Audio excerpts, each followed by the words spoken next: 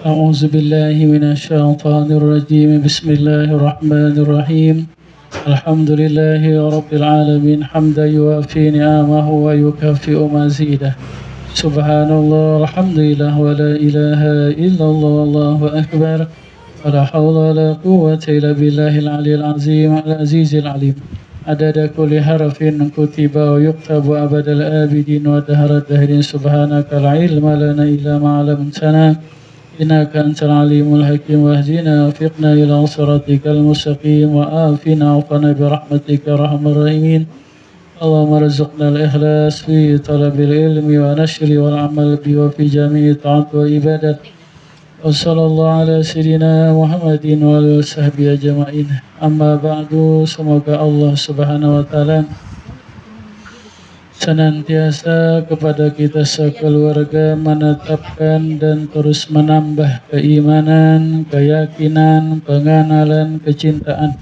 dan ketunduk patuhan kepada Allah dan Rasulullah sallallahu alaihi wasallam. Amin ya rabbal alamin. Aqidatul awam baris yang ke-9. Qudratun iradatun sam'un basar ayatunil ilmul kalamun istamar.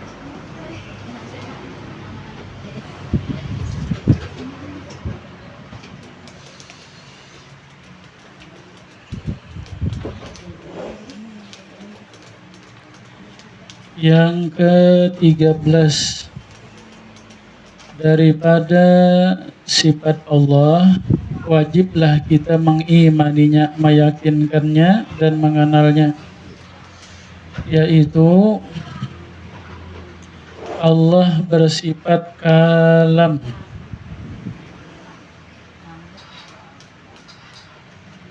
Artinya Allah maha berkata-kata.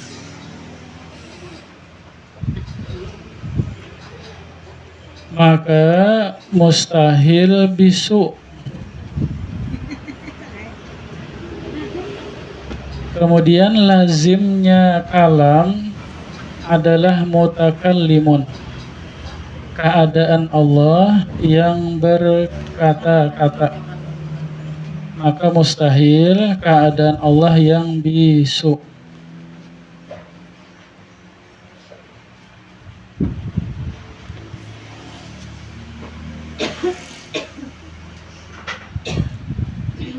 Nah, bagaimana memaham sifat kalam Allah? Yang pertama, wujud. Sebagaimana zat Allah ada, kalam Allah ada.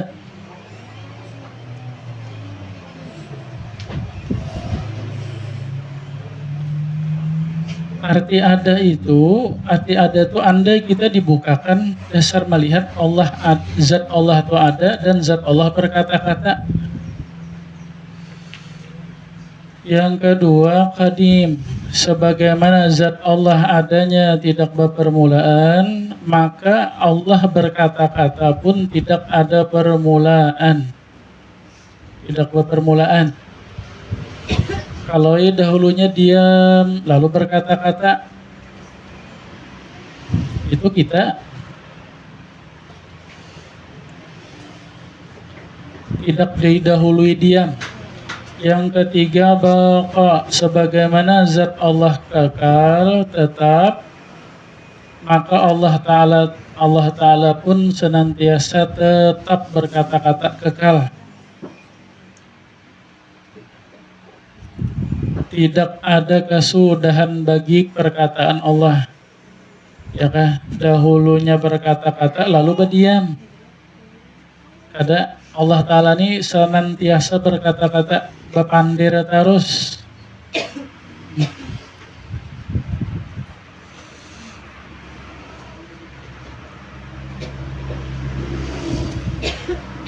Yang keempat, mukhalafah lil hawadis.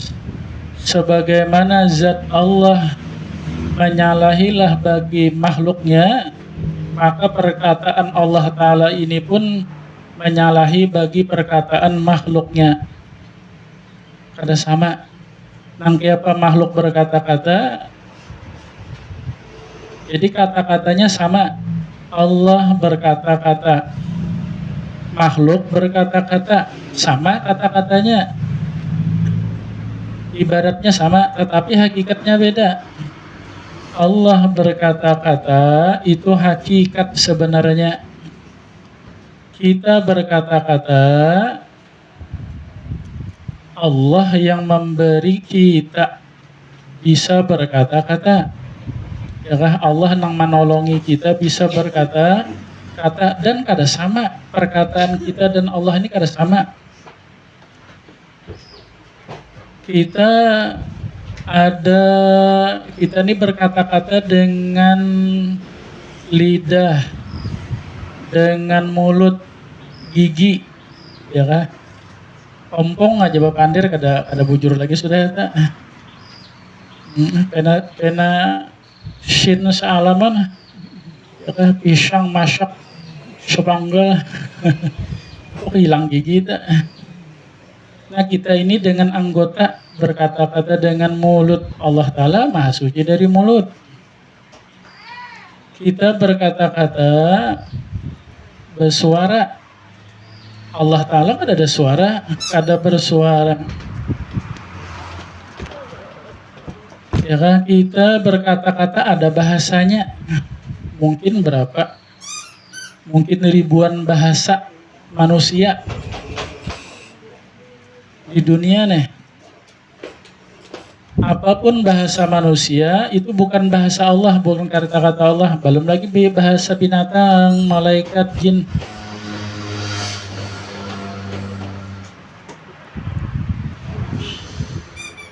Kada ada hurufnya, ya kah? Kada ada suaranya. Nanti apa itu aja?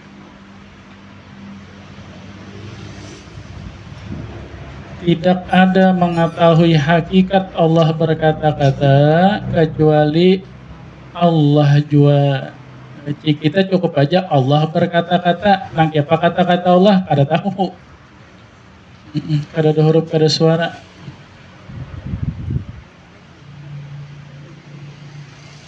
Yang kelima, qiyamuhu binafsih, berdiri sendiri.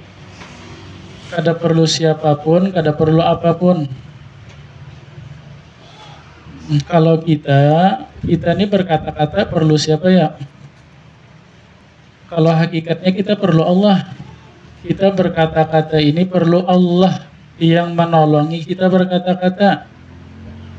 Ya, kalau secara zahirnya kita berkata-kata mahajatkan lidah, mahajatakan ya kan, mulut, mahajatakan suara udara. Kada ada udara, kada bersuara juga, kada ya kan, kada kedengaran.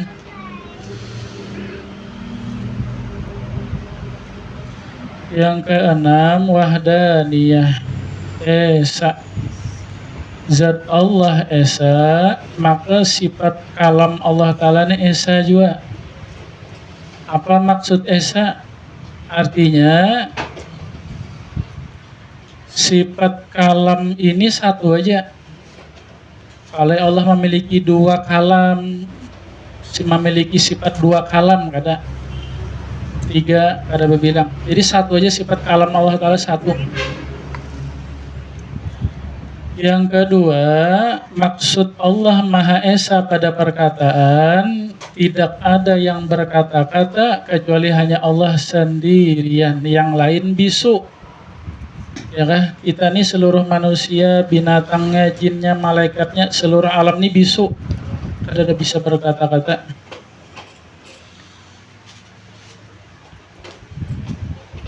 Kita berkata-kata ditolongi Allah.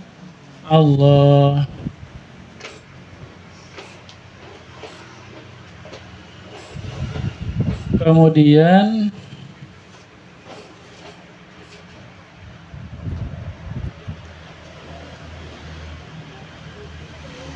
Allah berkata-kata. Berkata-kata Allah ini terbagi dua. Ada namanya kalam nafsi.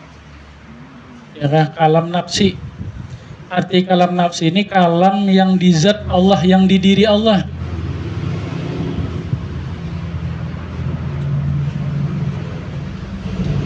Yang kedua namanya kalam lafzi, kalam Allah lafzi. Kalam Allah nafsi, ya yang tadi penjelasannya yang pertama tadi. Kada permulaan, kada kesudahan, kada ada sesamaannya, kada ada huruf, kada suara, kada basusun, kada ada bahasanya. Nah ya kalam nafsi ini tidak mengetahuinya kecuali Allah aja. Kada tahu kita hakikatnya. Nah kemudian disebut juga kalam lafzi.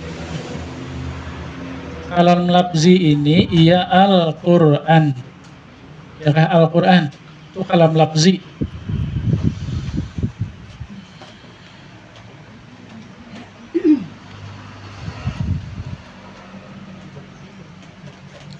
Jadi Al-Quran yang kita baca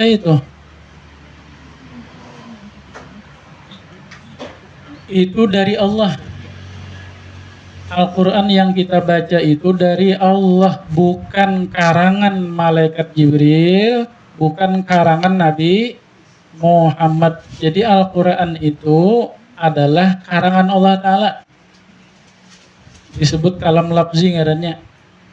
Dan bukan makhluk. Ya,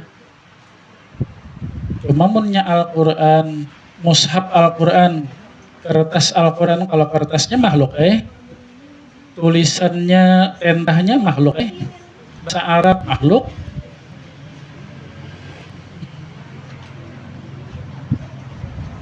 Ya ada basusun surah Fatihah, surah Baqarah,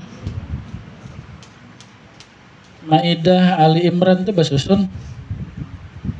Kalau kalam Allah lafzi ini bahasa Arab, karena Nabi Muhammad yang menerimanya. Demikian yang lain, Taurat, Injil, Jabur itu kalam lafzi Allah juga tak. Artinya bukan olahan Jibril, malaikat Jibril. Nah kalau kalam lafzi ini bahasa Arab. Kalam lafzi ini ada permulaannya, ada kesudahannya, ya ada hurufnya, ada suaranya, di tulisannya ada aja kah? Itu kalau secara zahirnya memang makhluk.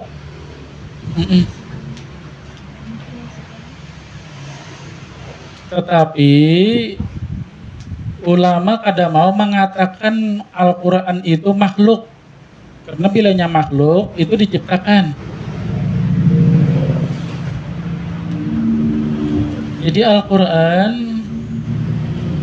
kalam Allah. Ya kah? Jangan dipadahkan Al-Quran makhluk. Ya kah? Jadi Imam Ahmad Hambali. Jadi pada masa itu, waktu itu beliau pada masa itu pemerintahnya dikuasai oleh paham Mu'tazilah. Jadi Mu'tazilah ini berpendapat Al-Quran itu makhluk. Ya kah makhluk?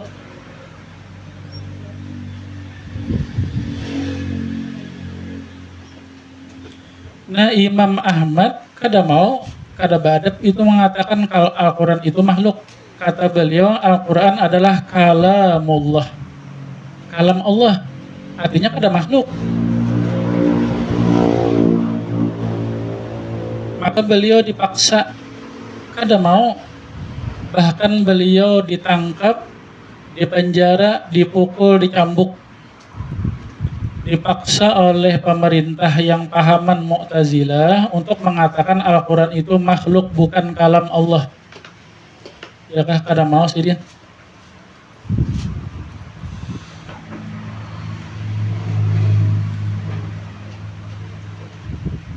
Jadi Al-Quran itu kalamullah, artinya bukan makhluk.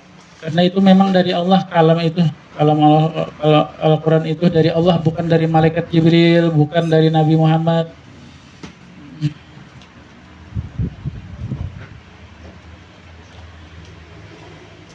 Imam Syafi'i beliau ditanya juga, Wahai Imam Syafi'i, Al-Quran kalam Allah kah makhluk kah?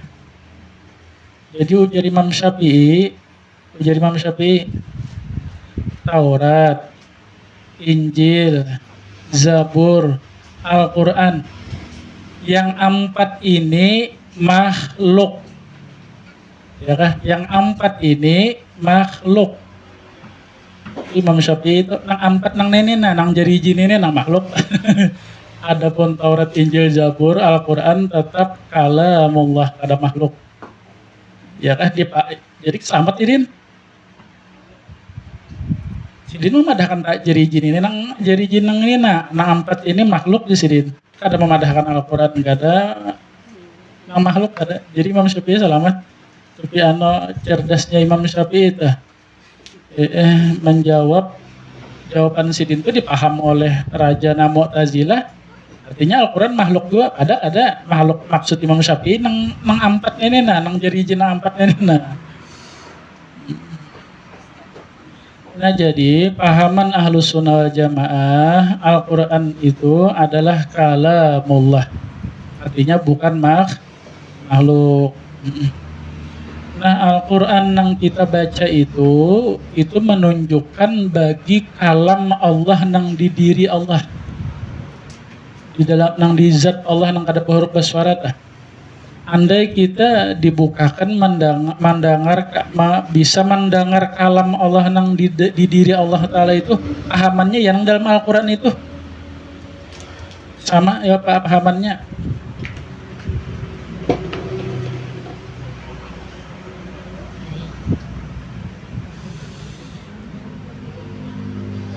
Lalu apa ta'alluqnya Al-Quran, kalam Allah? Kalam Allah ini apa ta'alluqnya? Ya kah? Bahasa kita, Allah tuh bepandir, nang dipandir Tuhan apa? Allah Ta'ala berkata-kata. Apa yang dikatakan Allah apa? Kesimpulannya 3. Ya kah? Yang pertama, masalah wajibat. Yang kedua, masalah mustahilat. Yang ketiga, masalah jaizat. Yang dipandir Allah Ta'ala antara 3 itu aja tak? Ada kalanya perkara yang wajib pada akal. Wajib yang pada akal itu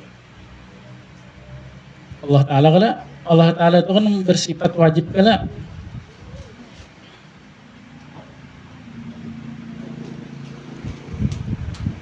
Artinya sifat-sifat Allah itu nang dikisahkan Allah, nang dipandir Allah tentang dirinya. Dia Allah. Kemudian masalah mustahil, sekutu mustahil bagi Allah, sekutu mustahil bagi Allah anak, menyerupai makhluk, itu masalah mustahil ngarannya. Kemudian masalah jaizat ini masalah nang harus nih ya alam semesta nih, langit, bumi, bintang nang dipandir Allah.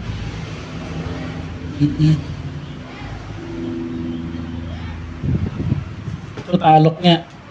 Allah berkata-kata, apa yang dikatakan Allah masalah wajib pada akal, masalah mustahil pada akal, dan masalah yang harus pada akal.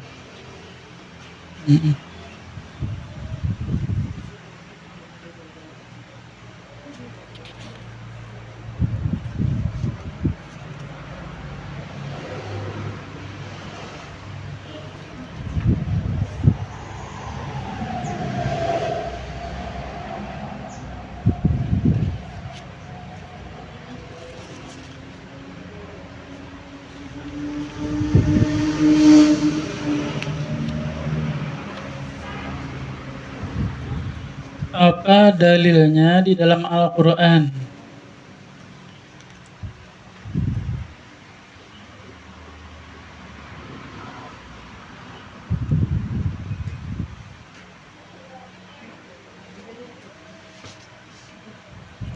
Jadi ini misal kalam Allah masalah yang wajib pada akal. Misalnya Anallah la ilaha illa ana, kata Allah, akulah Allah, tidak ada Tuhan kecuali aku. Ya itu masalah wajibat ngaretnya. Nang mustahil. Innallaha salisu salasah, perkataan orang-orang Nasrani, sesungguhnya Allah adalah yang ketiga dari yang tiga. Ya mustahil kada itu.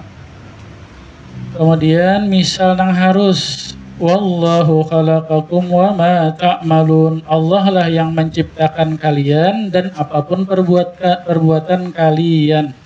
Yalah alam semesta. Atau misal adanya ta'aluknya dah.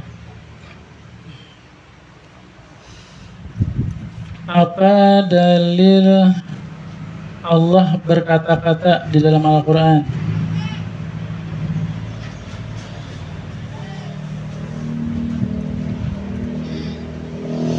Banyak aja tuh, bila ada ayat menunjukkan Allah berkata-kata, berarti itu dalil bagi Allah berkata-kata.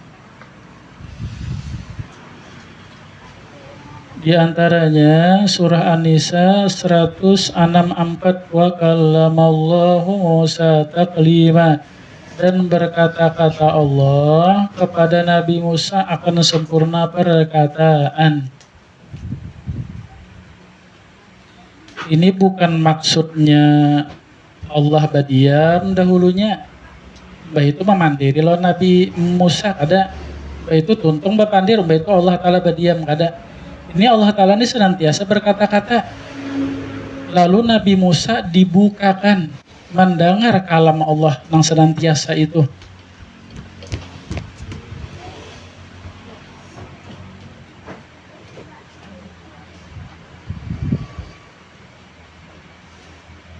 Ya, di antara keistimewaan Nabi Musa nih, istimewa aja Nabi Musa nih bisa mendengar kalam Allah, kalam nang di diri Allah itu nah. Tapi kada melihat orangnya. Adapun Nabi kita melihat dengan Allah, mendengar pulang dengan kalam Allah. Nah itu dalil juga. Itu dalil Allah berkata-kata. Kisah Isra Mi'raj dah, Nabi yang berkata-kata dengan Allah. Itu dalil juga, artinya Allah berkata-kata.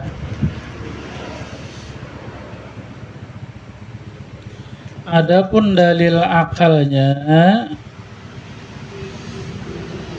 jika perkataan itu adalah sifat sempurna, bilanya bisu itu adalah sifat kekurangan, maka sifat kekurangan bagi Allah itu mustahil. Itu dalil akal artinya.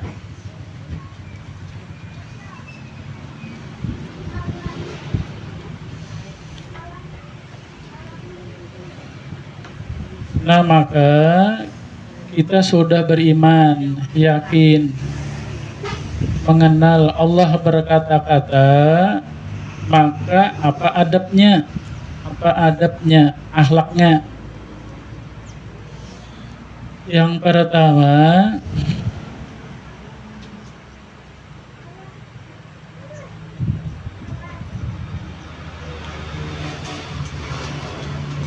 bahwa hendaklah kita banyak membaca kalam Allah, yaitu Al-Quran. Kita beriman Allah berkata-kata, maka adabnya banyak-banyaklah kita berkata-kata dengan Allah. Maksudnya dengan membaca Al-Quran. Mudah-mudahan Allah menolong, memberi taufik hidayah, kawa banyak membaca Al-Quran. Kalau bisa dari awal, ya kah, ayat demi ayat, lembar demi lembar, sampai tamat, karena diulang-ulang.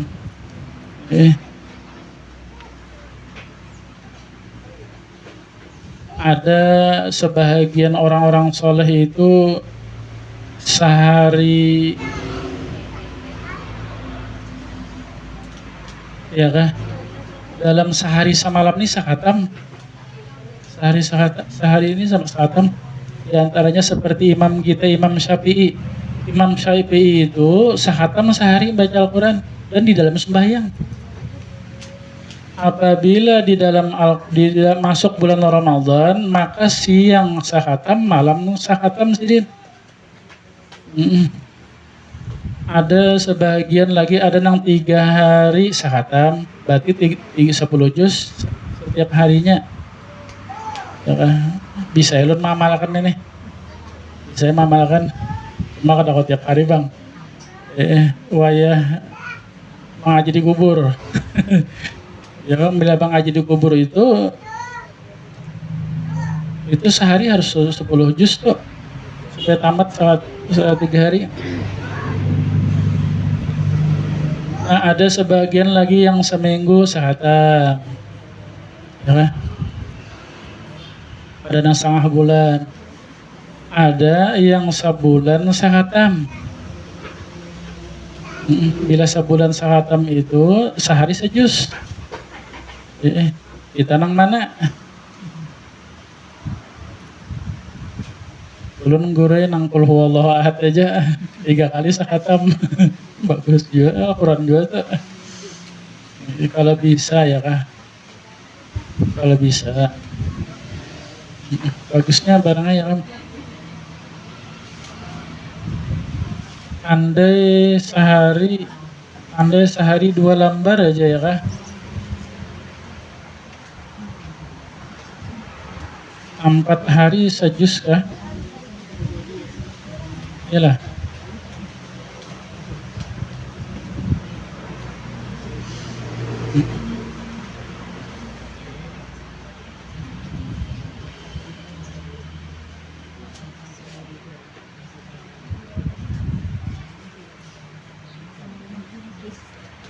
Berapa kawan masing-masing?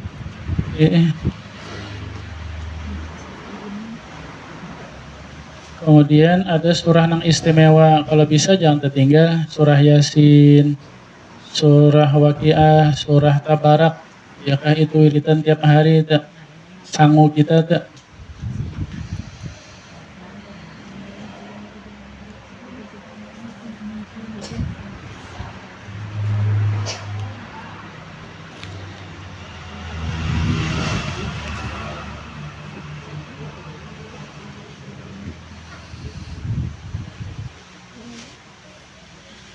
Sabda Nabi Shallallahu Alaihi Wasallam di antara keistimewaan membaca Al-Quran. Yang pertama, dia adalah berkata-kata dengan Allah. Sabda Nabi Shallallahu Alaihi Wasallam, "Iza habba ahadukum ayyuhaddisa rabbah falyaqra'il Quran." Apabila seorang kalian ingin suka bahwa berkata-kata kepada Allah Tuhannya, maka bacalah Al-Quran. Jadi rasakan waktu membaca Al-Quran itu, nah aku dipandiri Allah, ya kan? Di waktu kita membaca Al-Quran, di waktu itu kita dipandiri Allah. Allah menolong kita membaca Al-Quran, berarti Allah menghendaki kita pandir lon sidin. Bilanya Allah kada hendak, bila kita kada membaca Al-Quran, berarti Allah kada hendak memandiri kita tak.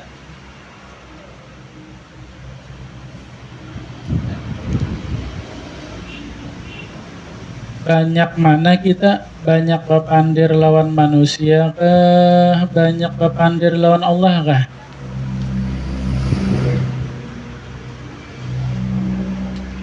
Masing-masing ya, jawab masing-masing gitu. Banyak membuka Al-Quran kah, banyak membuka HP kah? Kayaknya banyak buka HP apa enggak ya? Gitu.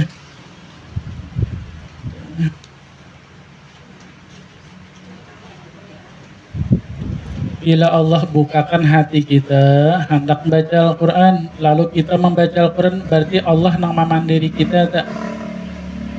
Bilanya hati kada terbuka baca Al-Quran, Berarti Tuhan kada hendak memandiri kita. Hati-hati tak banyak minta ampun tuh. Kenapa sampai Allah kada hendak memandiri kita?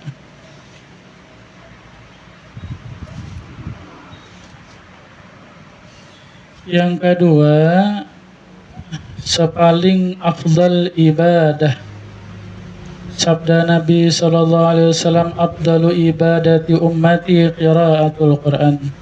Sepaling utama ibadah umatku adalah membaca Al-Quran.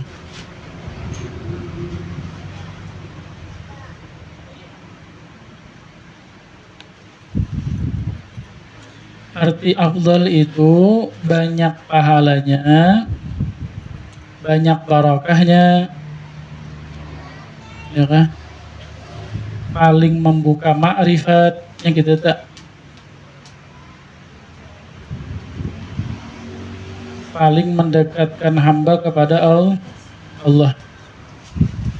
Imam Ahmad Hambali, ya kan? Imam Ahmad Hambali tadi, yang di Pokol Raja tadi. Itu beliau diriwayatkan bermimpi Allah.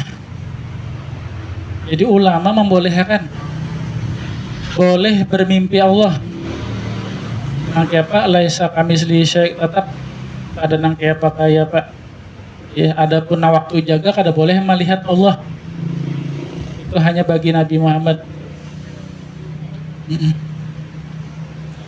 Maka beliau 99 bermimpi Allah. Ya, ini keramat Imam Ahmad Hambali.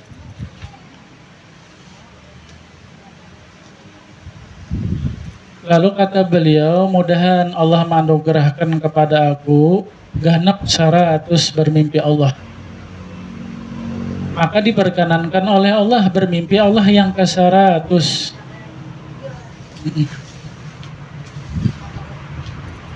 Kalau wali bermimpi Allah benar aja tuh ya kah. Tapi kalau kita bermimpi Allah tunggu dulu. Oh ya kah. Kalau syaitan apalagi menyuruh kada bersembahyangan lagi gana. Makanya Syekh Abdul Qadir Jailani, ya kan, Syekh Abdul Qadir Jailani nampak cahaya menerangi alam semesta, lalu berkata, wahai hambaku Abdul Qadir, akulah Allah Tuhan engkau. Ya kan? Apa yang aku wajibkan kepada hambaku kepada engkau kada wajib. Apa yang aku haramkan kepada hamba-hamba yang kepada engkau kada haram lagi. Nah ya, Syekh Abdul Qadir Jailani dia bisa setan menyerupai Tuhan. Tuhan disuruh diakuinya. Tapi kalau Nabi Muhammad itu asli Nabi Muhammad tak. Siapa bermimpi Nabi, maka itu benar Nabi. Setan kada menyerupai Nabi.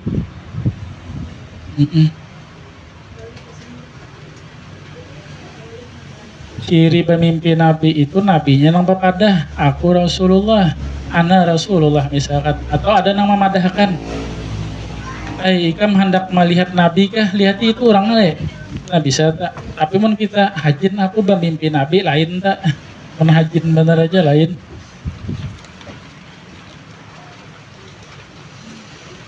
Nah Imam Ahmad Hambali beliau 100 kali bermimpi Allah. Lalu yang ke-100 ini beliau bertanya, ya Allah, apa amalan hamba yang paling mendekatkan kepada pian? Maka kata Allah, bikiraati kalami, dengan membaca kalamku Al-Quran. Nah, jadi waktu kita membaca Al-Quran, itu dekat benar dengan Allah Ta'ala tak?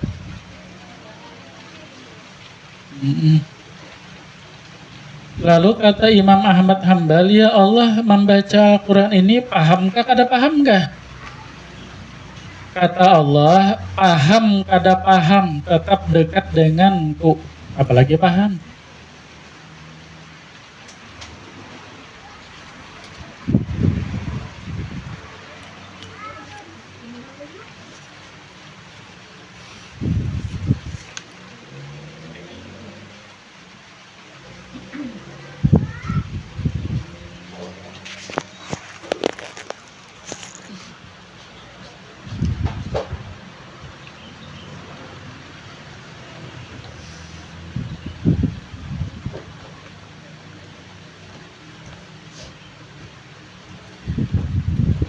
Banyak lagi keistimewaan membaca Al-Quran yang disampaikan oleh Rasulullah.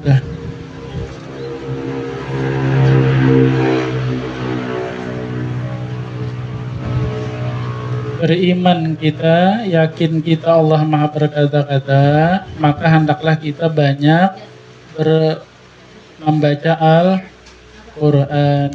Jadi kita tuh beriman dengan Allah kalam, tapi kurang membaca Al-Quran. Berarti kurang keimanan kita tak kepada Allah bersifat kalam.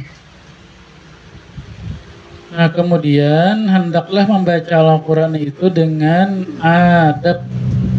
Dengan adab. Apa adab membaca Al-Quran?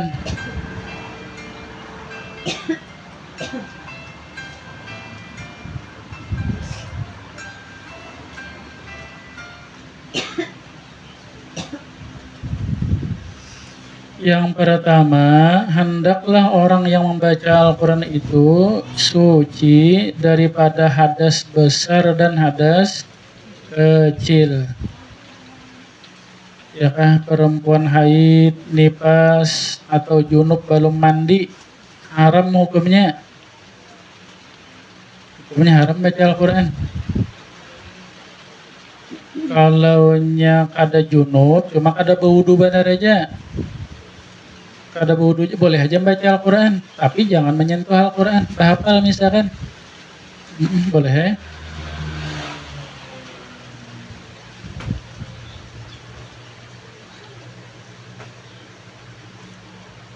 Cuma yang sempurnanya dengan berwudu, yang sempurnanya, adab yang sempurnanya. Yang pertama suci daripada hadas besar, yang kedua suci daripada hadas kecil, yang ketiga menutup aurat waktu membacanya. Iannya nih bau dua yang betul sembahyang bang, wudu. Mbak itu pian buka mukana, piannya ada buku tangan lagi. Baca Al-Quran. Tatap mukana aja ya kalau bagus. Jangan berbuka mukananya. Yang ketiga, hendaklah meletakkan Al-Quran itu di tempat yang tinggi.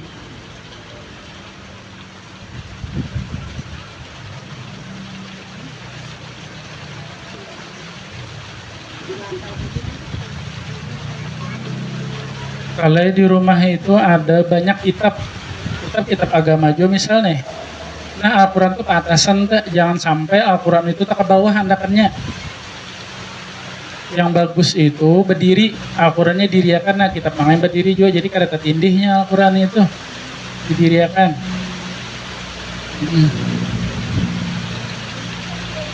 Yasin termasuk aja ya kan, buku halus Yasin dah. Jangan diandaki apa di atas Al-Quran itu, jangan diandaki apa-apa. Diandakin apa?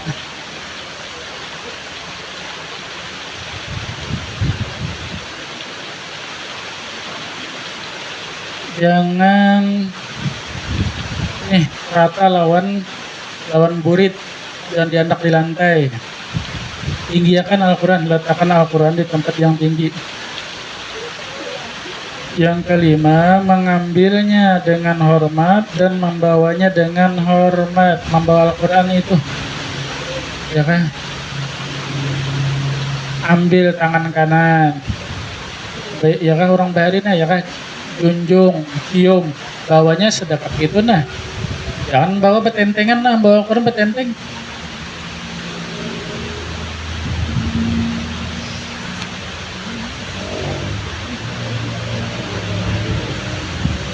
Yang keenam, hendaklah membacanya dengan tajwid, dengan ilmu tajwid.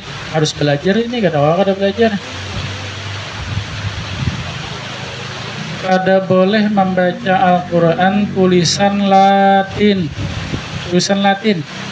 Tidak boleh. Kenapa? Karena hilang tajwidnya. Ya kah? Ya a si i in. Ada tanda panjang kan itu tak? Kalau ada Al-Quran tulisannya Latin jangan dibaca tak kada boleh karena hilang tajwidnya. Mana ya? Apakah bisa baca? Belajar Iqra nyaman aja. Iqra. Belajar lan cucu jin. Ya kan ini nih bisa baca Al-Quran, belajar lan cucu. Cucu nang mengaji Iqra.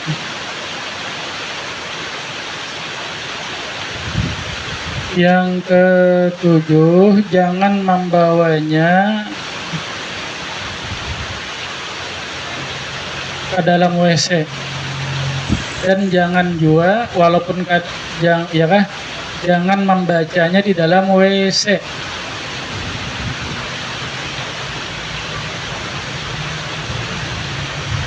HP itu ada Al-Quran. Di HP itu ada aplikasi Al-Quran. Bolehkah membawa HP ke dalam WC?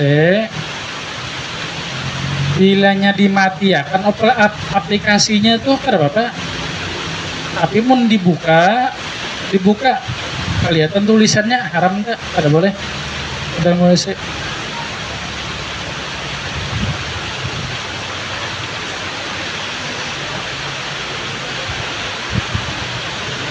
Yang pertama, kita beriman Allah Maha berkata-kata, maka hendaklah kita banyak membaca Al-Quran dengan adabnya. Yang kedua, hanya Allah berkata-kata, kita ini ada bisa berkata-kata. Kita berkata-kata ini anugerah Allah, pertolongan Allah. Nah, maka syukurilah lidah kita ini, syukurilah perkataan kita ini dengan banyak berzikir kepada Allah, memuji Allah, ya berkata-kata yang diridhoi Allah, membaca ilmu, baca Al-Quran, ya berzikir, kata-kata yang baik. Nah, jangan menggunakan perkataan lidah kepada yang dimarahi Allah. Ya, menyebut aib kekurangan orang, menghina orang, mencaci maki, perkataan-perkataan yang jahat. Mudah-mudahan Allah Subhanahu wa taala kepada kita sekeluarga senantiasa memberi taufik hidayah. Semoga Allah merahmati, mencintai kita berkat Nabi, berkat surah Fatihah ila hadrati Sayyidina Muhammad.